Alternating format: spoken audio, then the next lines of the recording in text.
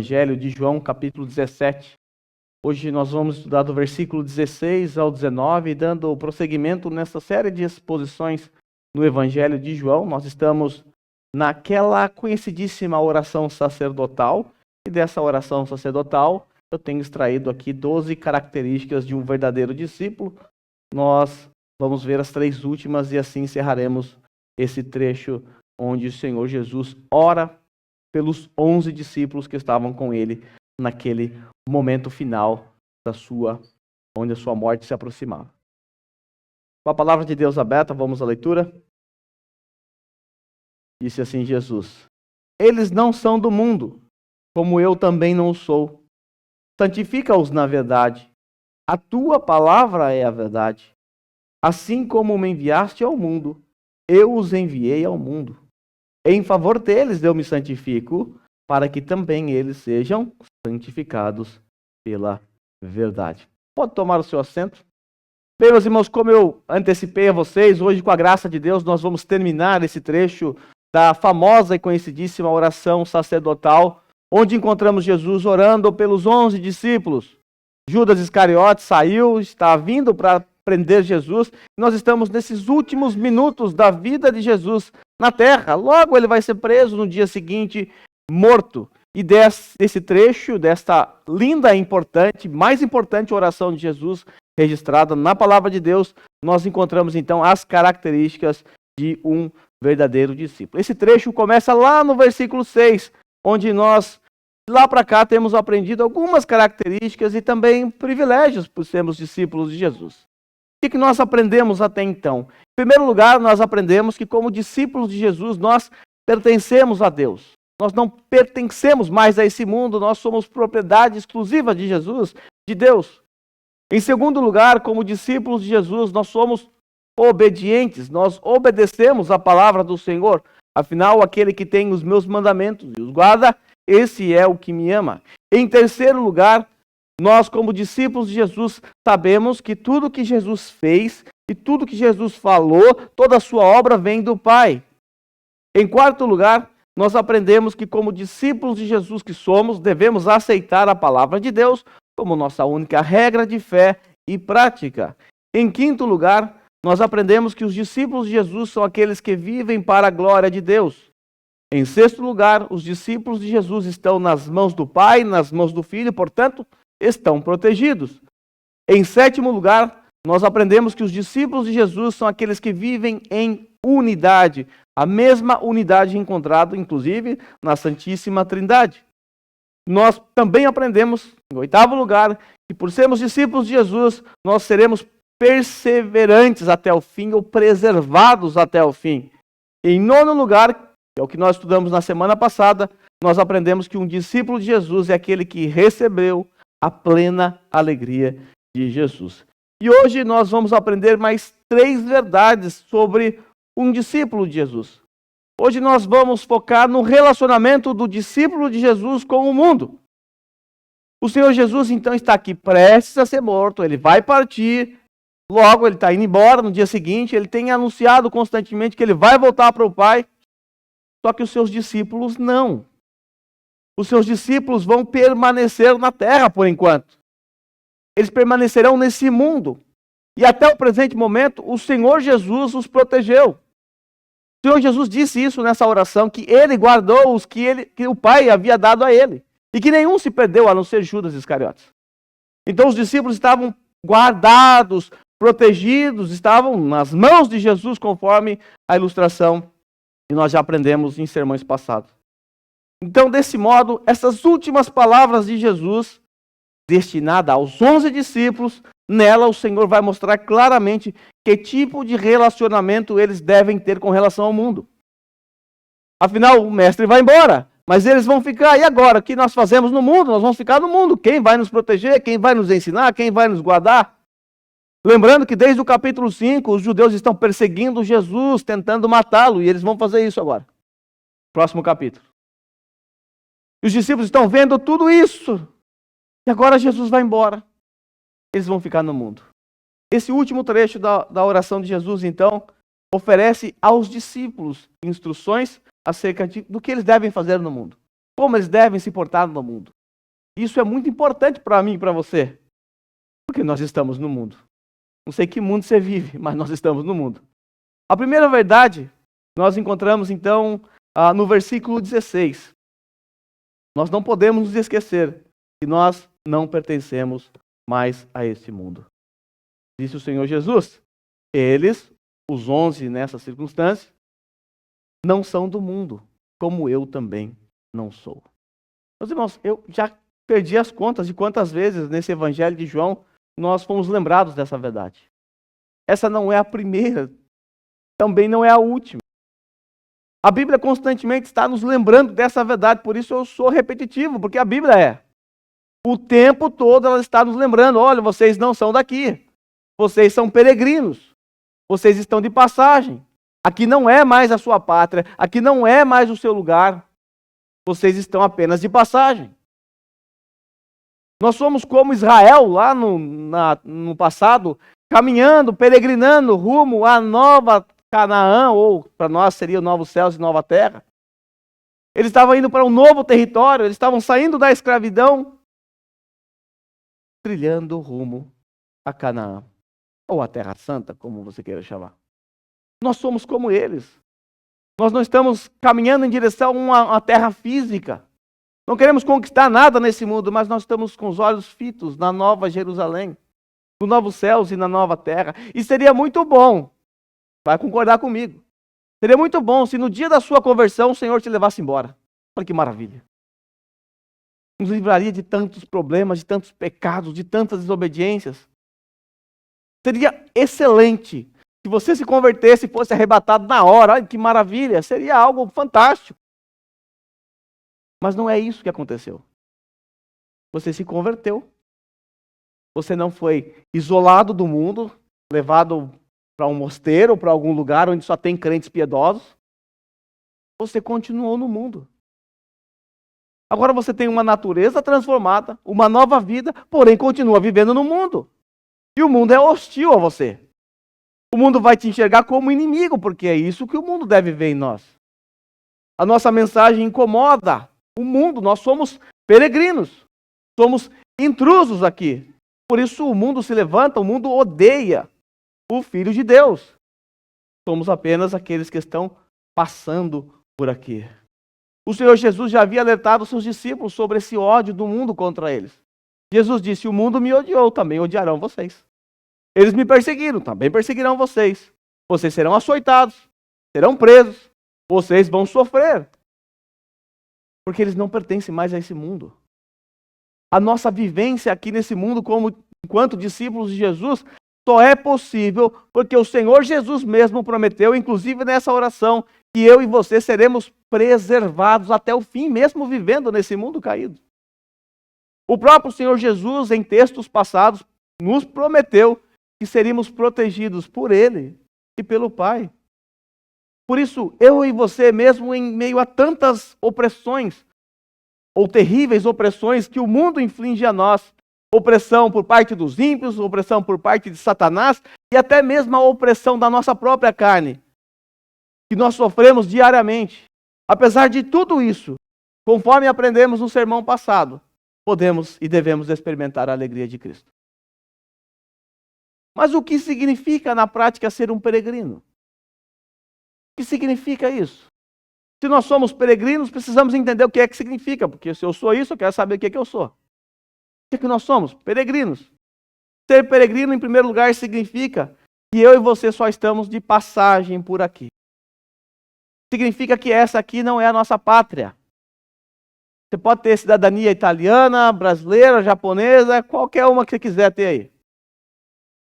Mas a sua pátria de verdade não é mais o Brasil. A sua pátria Brasil é uma pátria secundária para você. A sua pátria primária agora é outra.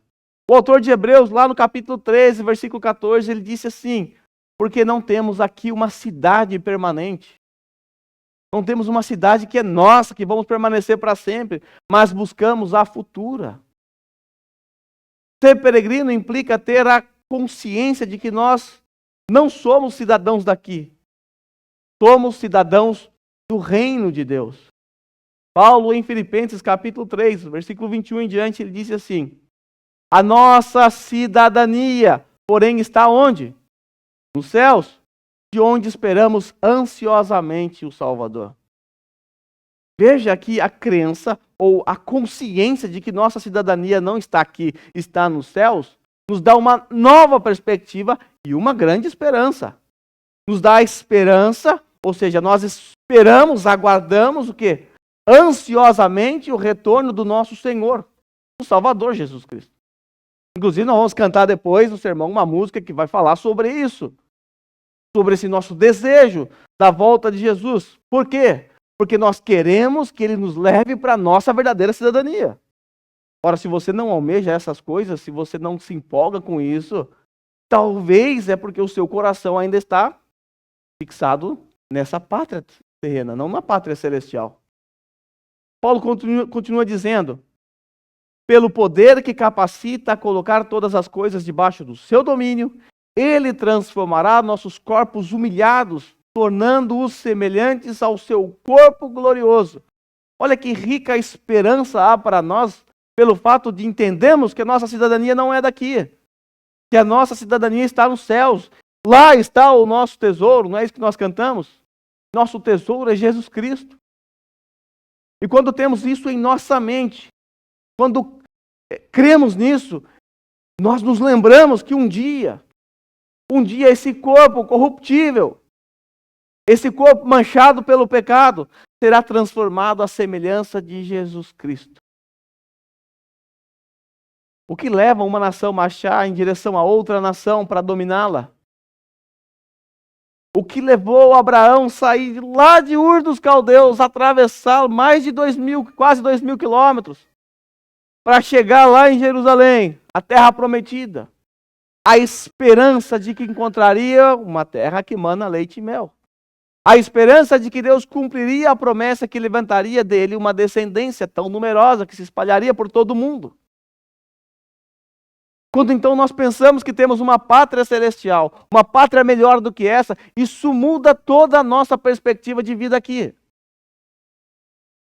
Isso muda completamente. Isso traz uma esperança maior, uma esperança diferente. Não uma esperança nas coisas que nós encontramos nesse mundo. Ser peregrino também significa que não mais nos comportamos como os habitantes desse mundo caído.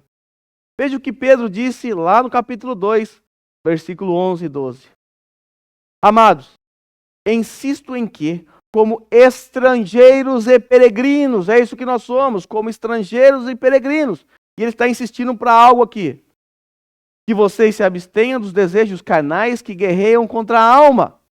Vivam entre os pagãos ou ímpios de maneira exemplar, para que mesmo que eles os acusem de praticarem o mal, eles acusam falsamente, é claro, observem as boas obras que vocês praticam e glorifiquem a Deus no dia da sua intervenção. Não ser desse mundo significa que nós não nos comportamos mais como os ímpios desse mundo. Nós seguimos o que Pedro disse aqui. Nós nos abstemos dos desejos pecaminosos, dos desejos da nossa carne que guerreiam contra a nossa alma. O ímpio, quando ele age do jeito que age, ele pouco se importa com a sua alma, pouco se importa com Deus. Mas um peregrino não. Um peregrino é aquele que é constrangido quando ele se amolda aos padrões desse mundo. Nós vivemos entre pagãos, vivemos entre ímpios, mas Pedro diz que nós devemos viver ali de maneira exemplar. E mesmo que eles apontem o dedo para nós, nos acusando falsamente de alguma prática do mal, ainda assim, por causa das boas obras que nós realizamos no meio deles, eles chegarão até mesmo a glorificar a Deus. Olha que maravilha. Significa também, ser peregrino, que não mais pensamos como os habitantes desse mundo. Nós temos a nossa mente transformada. Nós temos a nossa mente renovada. O apóstolo Paulo, em Romanos 12, disse isso. Não se amoldem ao padrão deste mundo. Não deixe que o mundo seja um molde para você, para formar você. Uma forma para dar forma a você. A sua forma é uma cruz. Essa é a forma do cristão. Paulo diz então que não devemos nos amoldar ao padrão deste mundo, mas transformar-se pela renovação da mente. A mente começa aqui, a batalha começa aqui, na sua mente, na minha mente. Se a gente não mudar a nossa mentalidade, se a nossa mentalidade não for bíblica, nós vamos viver como ímpios, mesmo estando dentro de uma igreja. Se a gente não entender quem nós somos em Cristo Jesus, qual é o nosso papel, o que nós devemos fazer por causa do que somos, ou seja, essa mudança de mentalidade, essa transformação na mente que vem pela palavra de Deus, não haverá diferença nenhuma entre nós e ímpios. Porque estaremos nos comportando não como peregrinos, mas como habitantes desse mundo, como cidadãos desse mundo caído. Nós precisamos nos lembrar do que Paulo disse. Temos que pensar nas coisas que são do alto, nas coisas que são de cima, não dessas coisas que perecem, que passarão. Ser um peregrino significa que nós priorizamos as coisas do reino de Deus muito mais do que as coisas desse mundo. O que é prioridade para mim e para você? O reino ou as coisas desse mundo? O nosso Senhor nos instruiu lá em Mateus capítulo 6, 33, no Sermão da Montanha. Você sabe muito bem, busquem, pois, em primeiro lugar o reino de Deus e a sua justiça, e todas as demais coisas lhe serão acrescentadas. O que é que nós devemos buscar enquanto peregrinos? Em primeiro lugar, o reino de Deus e a sua justiça. O que é que nós buscamos? O que eu tenho priorizado na minha vida? Será que o reino de Deus é, de fato, para mim, a minha prioridade? Se sim, isso vai influenciar em tantas e tantas coisas, comportamentos, atitudes, pensamentos, escolhas. O reino de Deus não pode ser espremido na nossa agenda. Eu vou dar uma atenção para o reino de Deus se sobrar um espaço na minha agenda, afinal eu tenho uma carreira a construir, eu tenho planos, projetos e tantas coisas. Se der tempo, eu pego lá na minha gaveta, o reino dos céus está aqui, agora eu lembrei de você. O reino de Deus é a agenda principal de um discípulo, de um peregrino. Somos chamados por Jesus a buscar em primeiro lugar. Em primeiro lugar. Se você gosta de grifar, grife essa palavra em primeiro lugar. E não está escrito, busque se der. Busque se sobrar tempo na sua agenda. Busque em primeiro lugar. É o que vem antes de tudo. É a coisa mais importante para um discípulo. É a coisa mais importante para mim e para você. Priorizar de fato o reino de Deus. Mas eu sei, irmãos, que é muito fácil, e você há de concordar comigo, é muito fácil e rápido a gente ceder às tentações desse mundo. É ou não é? Afinal, o que é que o mundo nos oferece? O mundo nos oferece aquelas coisas que satisfazem a nossa carne. O que o mundo nos oferece é prazeroso. São propostas, são, às vezes, questões relacionadas a financeiro, às vezes relacionadas a questões sexuais.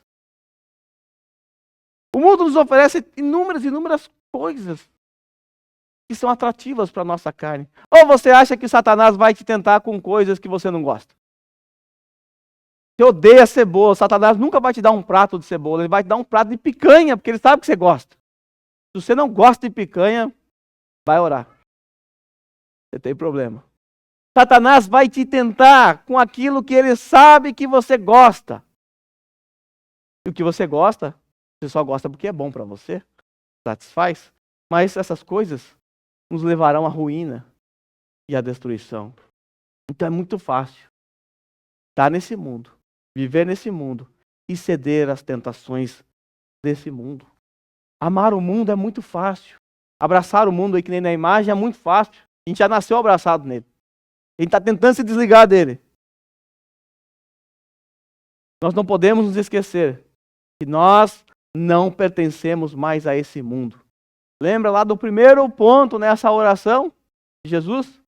Nós pertencemos a Deus. Deus nos comprou através de Jesus Cristo, através do seu precioso sangue. Então não se esqueça, você não pertence mais a si mesmo. Você pertence àquele que comprou você com o seu precioso sangue, Jesus Cristo. E é por isso que nós vivemos por Ele e para Ele. Com isso, nós adentramos no segundo ponto. O segundo ponto dessa oração, nós vamos ver o Senhor Jesus ensinando a razão do porquê é possível viver nesse mundo caído.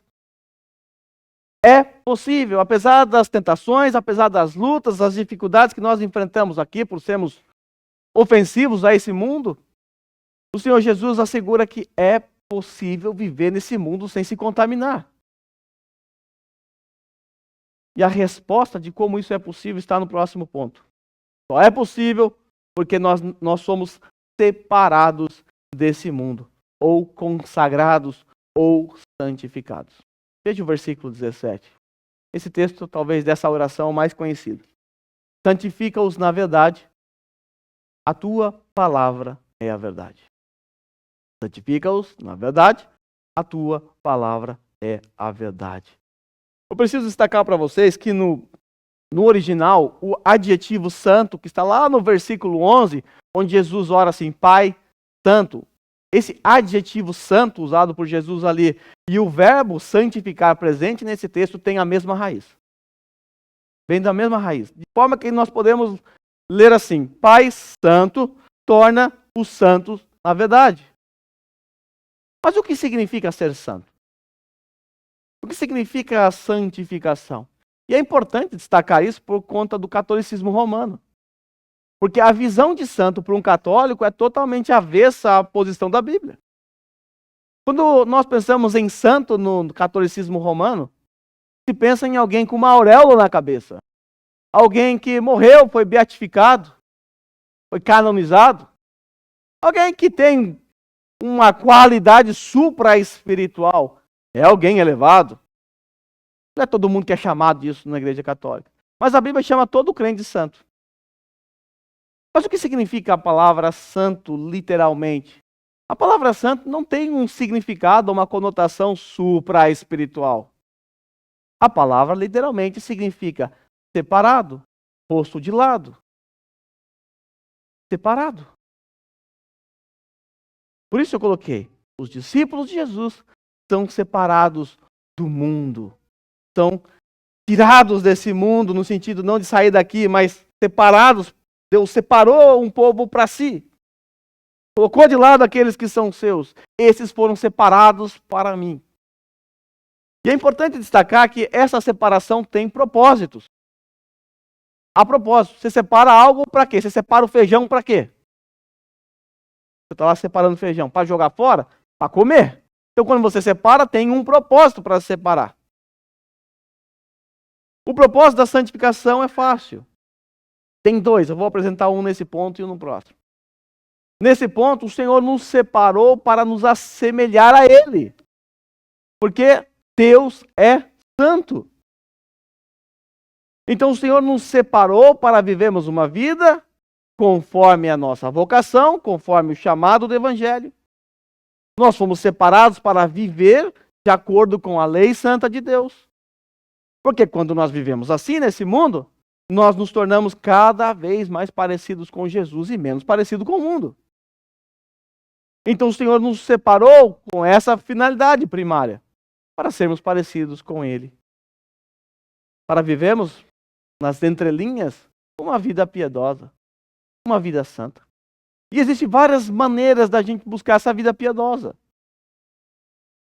E é através da oração, através da palavra, através da comunhão com os santos. São meios que Deus proveu para a igreja para que a cada dia venhamos a nos parecer mais com Ele. Nos santificar, não é? Nós não buscamos a vida santa dessa forma.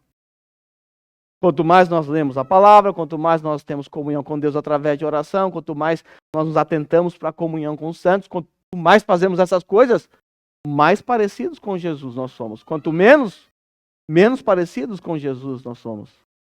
Então, essa santificação aqui presente nesse texto só pode ocorrer se eu e você nutrir o desejo de sermos governados pela verdade.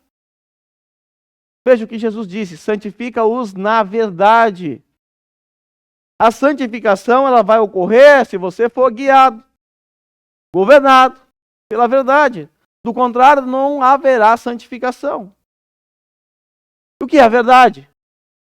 Hoje nós sabemos que a verdade é todo o conjunto de doutrinas que nós encontramos na palavra de Deus, ou toda a palavra de Deus. A palavra é a revelação redentora de Deus em Cristo Jesus, o Verbo encarnado. Aquele que se fez homem, desceu a esse mundo e legou e nos deu, através dele mesmo, dos seus ensinamentos e dos apóstolos, as doutrinas que devemos crer. As palavras de vida eterna, conforme o apóstolo Pedro disse. Então essa santificação só vai acontecer, meu irmão, minha irmã, eu e você, ou vocês, nutrimos no nosso coração o desejo de sermos governados pela palavra. Governados por ela. Do contrário, seremos parecidos com o mundo, não com Cristo Jesus. O salmista, também lá no Salmo 119, ele disse: escondi a tua palavra no meu coração para não pecar contra ti. Nós sabemos que uma vida santa é o oposto de pecado. Então, como eu faço para vencer o pecado? Como eu faço para viver nesse mundo cercado por tentações? Eu tenho que lidar com o diabo, eu tenho que lidar com a minha carne, eu tenho que lidar com o mundo. Como eu posso viver no meio de tudo isso? Escondendo a palavra de Deus, a verdade no coração. Essa verdade, conforme eu disse a vocês, é a verdade encarnada em Cristo Jesus. Porque somente Jesus é a verdade. Em João 14,6 nós aprendemos isso. Jesus disse: eu sou o caminho, a verdade e a vida. E essa verdade, aprove a Deus que essa verdade que foi revelada através de Jesus Cristo foi registrado também para nós. A verdade falou, a verdade nos instruiu, a verdade deu orientações aos discípulos e eles registraram para nós. Entretanto, meus irmãos, a palavra do Pai que foi dada aos discípulos naqueles dias, apesar de Jesus ter a verdade, o verbo encarnado, entretanto a palavra do Pai que foi dada aos discípulos deve ser a fonte para esses homens viverem nesse mundo caído. Porque Jesus vai embora. Essa palavra, que é essa que eu mostro a vocês, ela é totalmente infalível. Sem ela, a obra de santificação é impossível. É impossível. Você não será santo a parte da palavra de Deus. Alguém, teólogo, disse, ou esse livro te afasta do pecado, ou o pecado te afasta desse livro. Alguém até citou esses dias isso aqui. É a mais pura verdade. É a mais pura verdade. Veja a oração de Jesus, ele solicita, pois que o Pai leve esses discípulos em grau crescente, porque a santificação ela é crescente, a amarem o quê? A verdade, a palavra, e viverem conforme a verdade de Deus, registrada, revelada nesse sagrado livro. Jesus recebeu a mensagem do Pai e entregou a mensagem aos seus discípulos. E essa mensagem é suficiente para mantê-los firmes, perseverantes nesse mundo, para mantê-los separados à parte do mundo. O que te separa do mundo é a palavra. Se você jogar a sua Bíblia na lata do lixo, desprezá-la, você vai virar alguém como alguém do mundo. É ela que nos santifica, é ela que nos separa. É por causa dela que nós somos diferentes do mundo. Não por tê-la, mas por obedecer, por seguir. Você pode deixar a Bíblia aberta no Salmo 91 na sua casa, não vai mudar nada na sua vida, só vai empoeirar. Só vai mudar a sua vida quando você obedecer. Bem, nós já vimos que os discípulos, eles não pertencem mais a esse mundo. Vimos também que eles são separados desse mundo. E por último, eles são separados para um segundo propósito. Primeiro propósito, eles são separados para viver em conformidade com Cristo Jesus, em conformidade com a palavra, viverem de forma semelhante a Jesus nesse mundo, parecidos com Jesus. E a segunda característica dessa separação é que eles foram separados para cumprir uma missão específica. Veja aí, versículo 18 e 19. Assim como me enviaste ao mundo, eu os enviei ao mundo. Em favor deles eu me santifico, para que também eles sejam santificados pela verdade. Como nós vimos no ponto anterior, o verbo santificar significa ser separado, ou sagrado, deixado de lado. Nós vimos que como discípulos de Jesus, nós fomos separados do mundo, para vivermos de acordo com o padrão moral espelhado na santa palavra de Deus, aqui nesse mundo. Certo? Mas agora, atente para esse texto. Se a gente aplicar o mesmo padrão de santificação ou de santidade que a gente usou no versículo anterior, Veja que confusão nós vamos fazer na nossa mente. Veja o que Jesus disse. Jesus está dizendo, hein? Em favor deles, eu me santifico. Espera aí. E Jesus precisa se santificar, conforme o padrão que eu apresentei a vocês no ponto anterior. Isso significa que ele não é totalmente santo. E se ele não é totalmente santo, ele não é Deus. E se ele não é Deus, não há salvação para mim e para você. Jesus não precisa se santificar. Jesus é santo, perfeitamente santo. Se ele não é santo, não é Deus. Se ele não é Deus, não há redenção. Mas o que significa esse separado aqui? É que traduziram por santificação aqui, eu me santifico, e isso traz um pouco de confusão para a nossa mente. Mas lembre-se, o verbo santo, santificar, significa separar, colocar de lado, certo? Como é que nós descobrimos o que é que Jesus está orando aqui? Isso é muito fácil. Contexto. Contexto antecedente e contexto posterior. Veja como Jesus começa a sentença aqui no versículo 18. Assim como me enviaste. Assim, da mesma forma, do mesmo modo, como me enviaste. Aonde? Ao mundo. Da mesma forma, do mesmo modo, eu enviei eles ao mundo. Qual foi a missão de Jesus? Jesus, de certa forma, ele foi separado para uma missão. Eu vou usar a palavra separado para facilitar, para que você não confunda com a ideia de santificado. Ele foi separado ou consagrado para uma missão. Jesus veio do Pai ao mundo com uma missão. Qual é a missão de Jesus? O que Jesus veio fazer a esse mundo? Além da morte na cruz, remir os nossos pecados. Ele veio falar em nome do Pai. Lembra que recentemente nós aprendemos ou relembramos que Jesus é o profeta lá da antiga aliança prometido, lá em Deuteronômio 18, do 15 a 18? Ele é o próprio Deus que foi enviado pelo Pai, o Filho que foi enviado pelo Pai. E como enviado do Pai, Jesus então ele só fala aquilo que Deus quer. Só fala aquilo que Deus deseja. Porque ele é o profeta de Deus. Então Jesus foi enviado a esse mundo e da mesma forma ele enviou os seus discípulos. E aí Jesus disse assim, em favor deles, eu me santifico, ou me separo, ou cumpro essa missão. Executo essa missão. Para quê? Para que eles façam a mesma coisa. Para que eles também sejam separados por essa ou pela verdade. Então a finalidade dessa separação é para que eles cumprissem uma missão. A mesma missão de Jesus de ser porta-voz.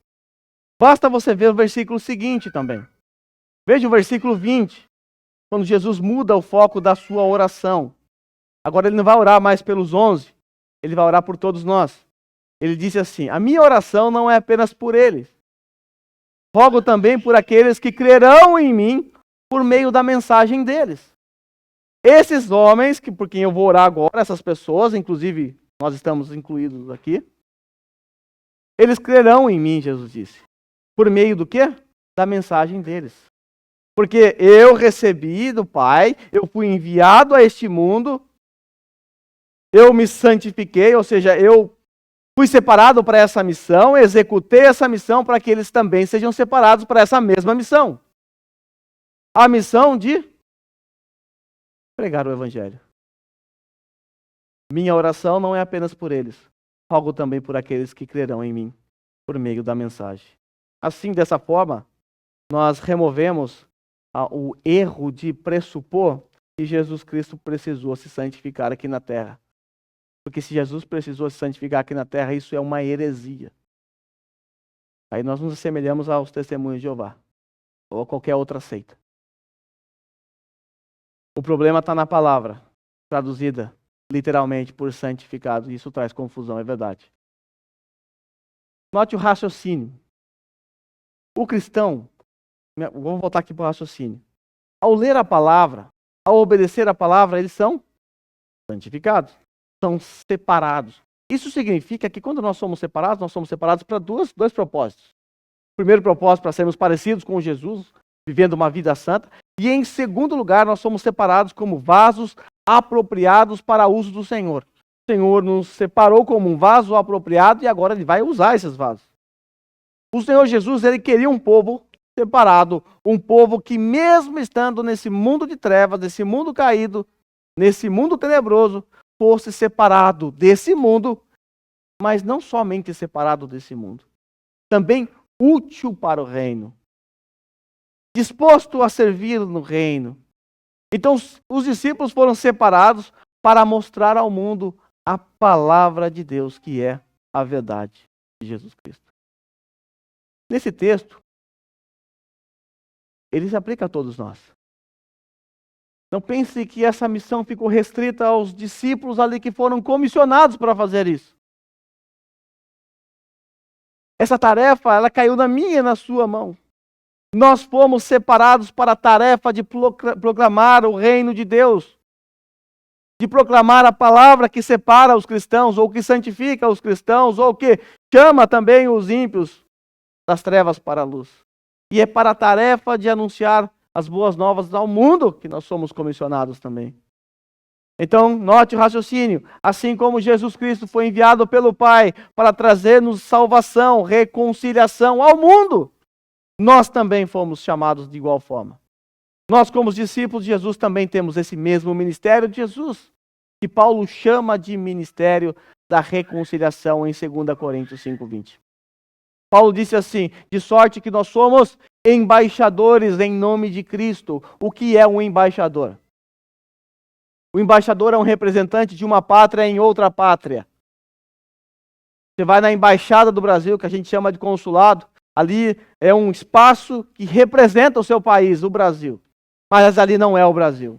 Ali é Japão ainda. É um brasileiro, uma instituição brasileira que se reúne num lugar, representando brasileiros, mas que não é no Brasil. Nós somos isso, embaixadores do reino. Nós estamos aqui, nós temos uma embaixada aqui. Mas nós não somos daqui, nós estamos apenas representando o Senhor Jesus Cristo como embaixadores. De sorte que nós somos embaixadores em nome de Cristo, como se Deus exortasse por nosso intermédio. Veja, Deus exorta do nosso intermédio, porque somos embaixadores. E aí Paulo diz assim: em nome de Cristo, pois rogamos que reconciliem-se com Deus. Qual é a mensagem que nós, como embaixadores, proclamamos?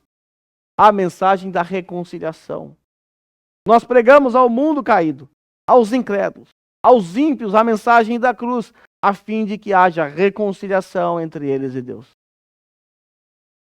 Nesse terceiro aspecto da oração sacerdotal de Jesus, quando intercede a favor de seus discípulos, nós podemos perceber que todos os detalhes do pedido de Jesus. E o pedido de Jesus tinha por objetivo que aqueles discípulos dele, aqueles 11 discípulos, e nós também que estamos aqui hoje, continuasse a sua missão. A missão de pregar o reino, a missão de proclamar o evangelho. Porque assim como Jesus tinha uma missão do Pai, ele foi santificado para isso, separado para isso. Ele também separou, santificou os seus discípulos. E ele também santificou e separou esses discípulos que estão aqui hoje, também para realizar essa mesma missão. Por isso é sempre bom lembrar que todos os discípulos de Cristo são separados, santificados, comissionados para cumprir a grande comissão, a comissão especial do nosso Senhor Jesus Cristo, que Ele nos deu. Jesus nos deu o privilégio de pregar o evangelho para aqueles que ainda não conhecem pessoalmente a Jesus. Os anjos queriam fazer isso. Mas Ele deu a nós. E é um privilégio que nós menosprezamos. Nós temos a cura para a pior doença do mundo, do universo. Não sei qual é a pior doença do mundo no momento. Seja lá, vamos pensar que é o câncer. Você tem guardado na sua casa, no seu bolso, uma cura, um remédio infinito. E você deixa guardado lá.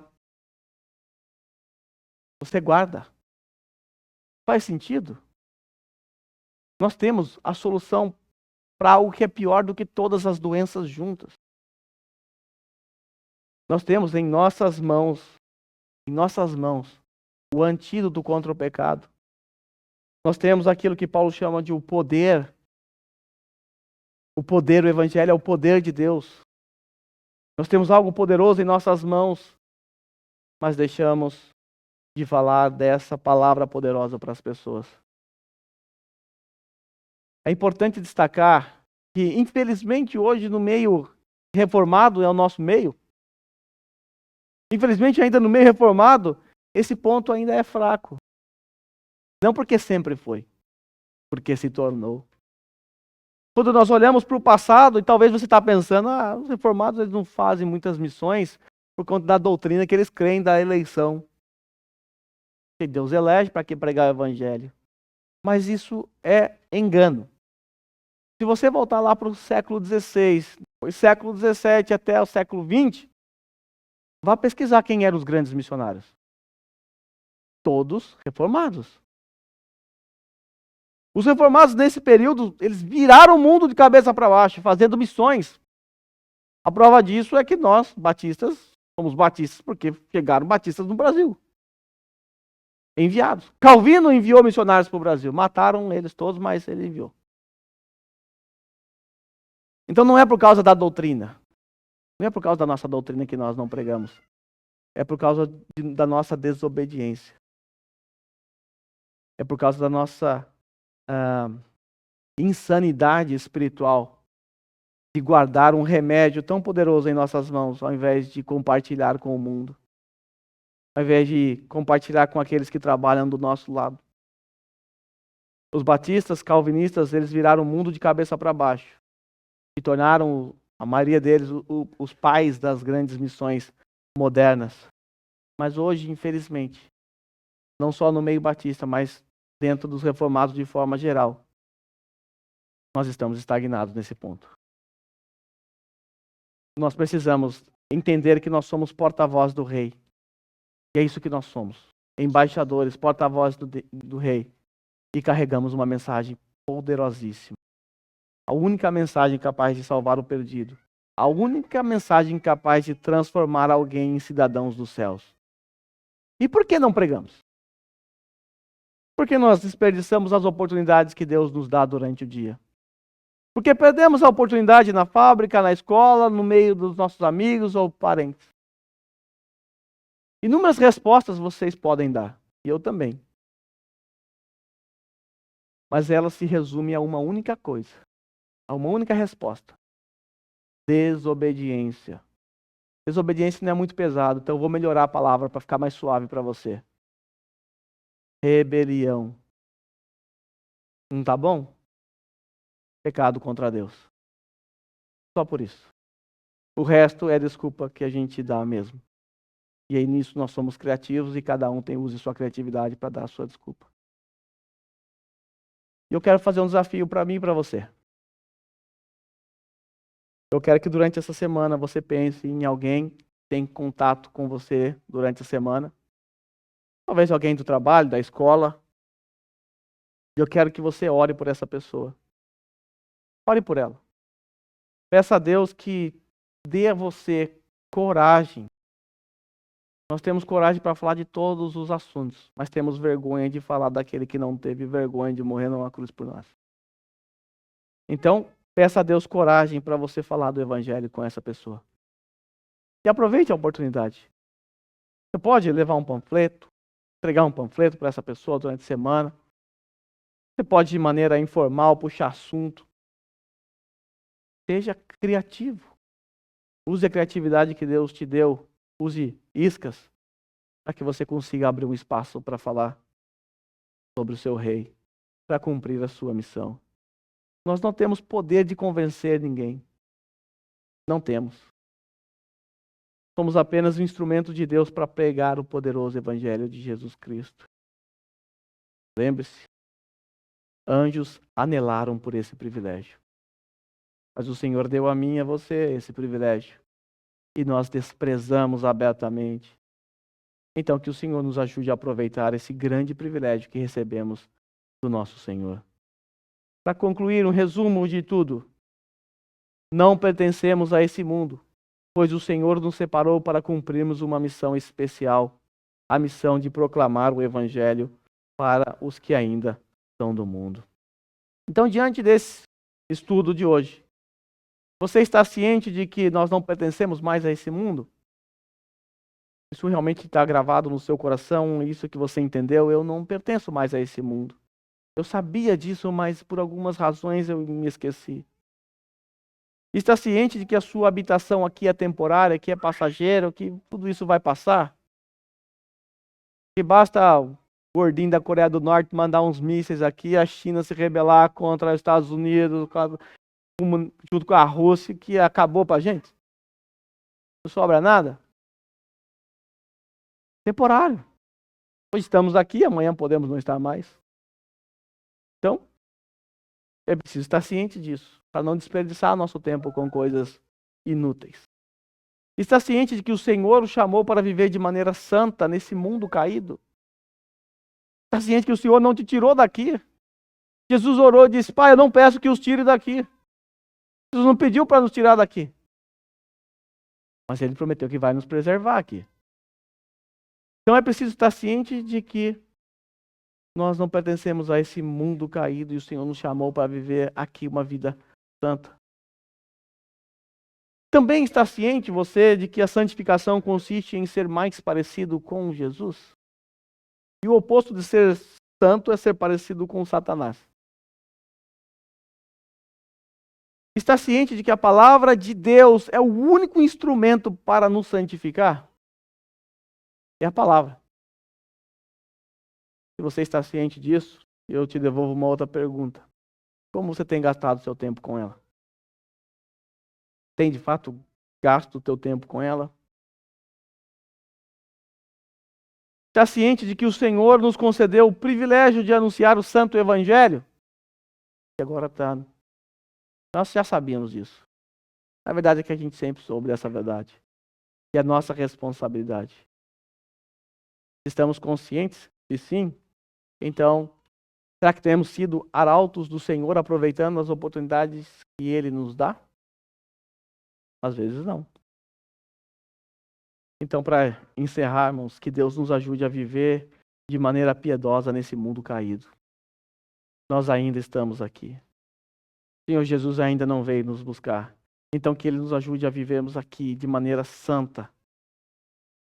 Nos ajude a viver diariamente proclamando o Evangelho do Reino aqui nesse mundo. O Senhor Jesus não veio ainda, mas Ele prometeu voltar. E Ele prometeu nos levar para a nossa pátria celestial. Nos levar lá para aquele lugar onde está o nosso tesouro.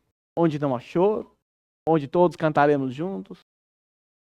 Mas ainda estamos aqui. E enquanto estamos aqui, nós temos uma esperança. E essa esperança é a volta de Jesus Cristo. E essa esperança deve aquecer o nosso coração e nos dar forças para viver aqui nesse mundo caído. Deve nos dar forças para vencer as tentações, aos ataques de Satanás e a nossa fraqueza espiritual. Estamos aqui. Não somos daqui, mas estamos a caminho da pátria celestial. Seja pela morte ou pelo retorno de Jesus Cristo. Que bom seria que esse fosse o último culto nosso aqui hoje. Que bom seria se domingo que vem não tivesse mais nada aqui que o Senhor Jesus Cristo nos levou. Mas enquanto Ele não vem, nós apenas aguardamos ansiosamente o retorno do nosso Senhor. E é isso que eu quero junto com vocês cantar nesse momento. Vamos nos colocar em pé. Nós vamos cantar essa música que vai falar sobre o retorno do nosso Senhor.